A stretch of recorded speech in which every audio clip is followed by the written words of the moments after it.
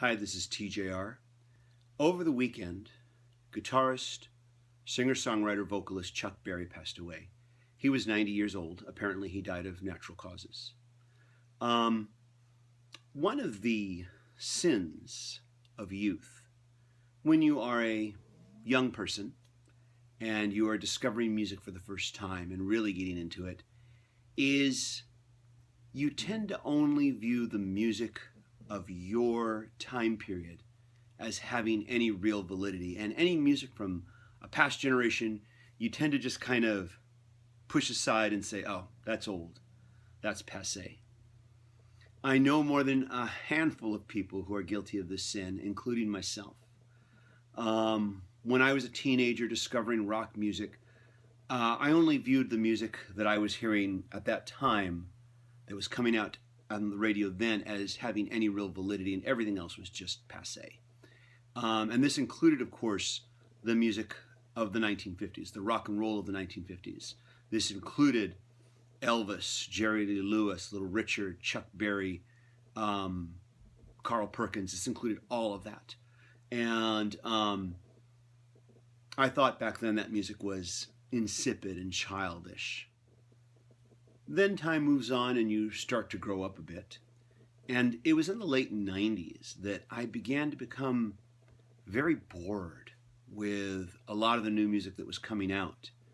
And it was at this time that I finally began to look at the past. And I began to discover all the great music, all the great rock and roll music from the 1950s. And this included the music of Chuck Berry, among many of the music artists that I began to discover and really hear for the first time. So enamored had I become with this music that in 2000, when I released my first ever solo album entitled Rip Roar and Rock and Roll, I was coming off this steam engine of roots rock and roll music and early rhythm and blues. And so it had a huge impact on that first album, the sound of it.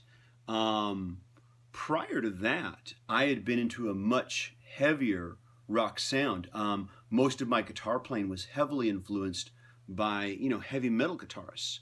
And when I wanted to start writing songs that were different from what I'd been writing, which were, like I said, these very heavy, kind of metal rock songs, the guitarist that influenced me the most was Chuck Berry.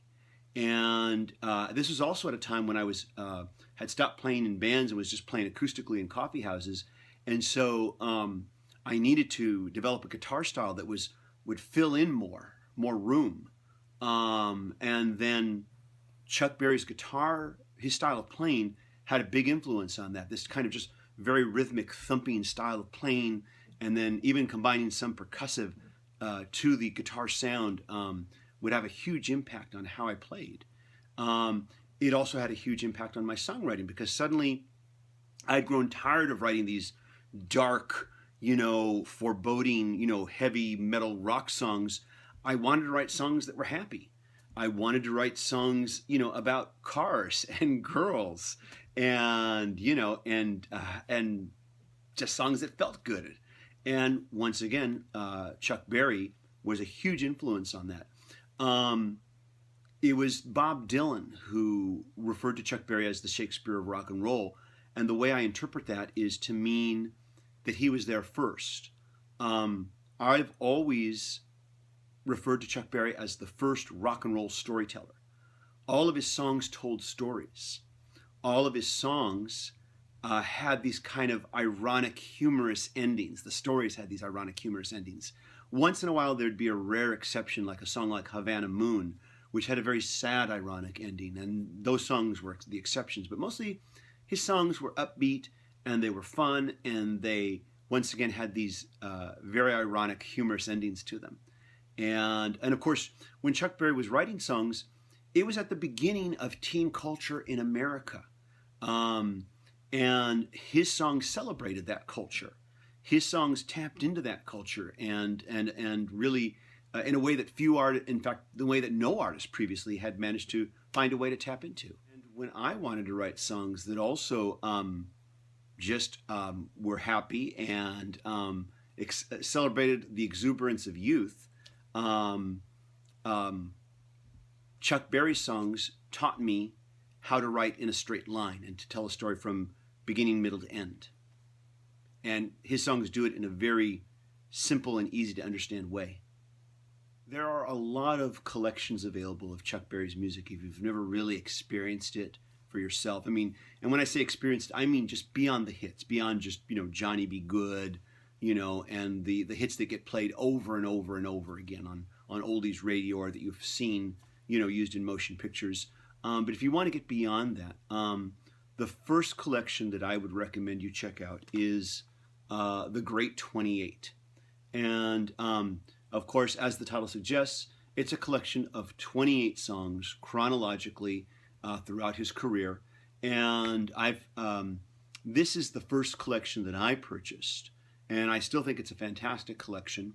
And I would recommend this collection to anybody who just wants to explore, get a kind of a good primer into his music. There's a lot more than just this, trust me, but this is a good start right here. So I would really recommend this particular album for you, and it's widely available.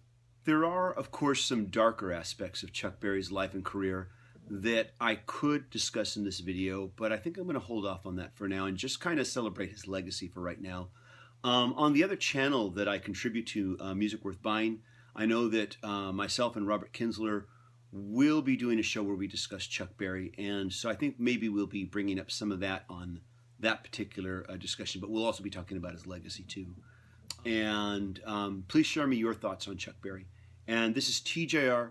Right now, I just want to celebrate the legacy of Chuck Berry and his music. It had a big impact on me as a guitarist and a songwriter. And but his music lives on, and so go out there and enjoy it. Thanks so much for watching. Bye.